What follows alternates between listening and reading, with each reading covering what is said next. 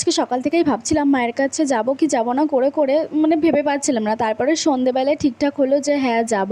তাই জন্য দেখো স্টেশনে চলে এসেছি। আর আজকে অনেক দিন পর ট্রেনে করে যাচ্ছি। এমনিতে তো ট্রেনে যাওয়াই হয় না, বাইকে করেই যাই খুব একটা সবসময়ই। তারপরে দেখো স্টেশনে আসতে না আসতে এদিকে নিয়ে নিয়েছি চা, যেহেতু ট্রেনটা অনেক লেট ছিল তাই বসে বসে কী করব।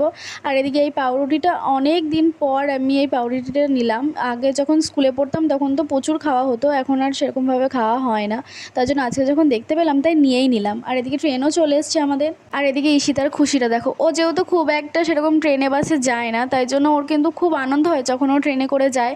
আর এদিক ওদিক দেখতে থাকে। যখন এখন রাত হয়ে গেছে, যখন আমরা দিনের বেলায় যাই তখন ও এটা কি ওটা কি এরকম জিজ্ঞাসা করে। তো যাই হোক, এদিকে ওর বাবা আমাদেরকে নামিয়ে দিয়ে চলে যাচ্ছে, কারণ ওর বাবা যাবে নাইট ডিউটি।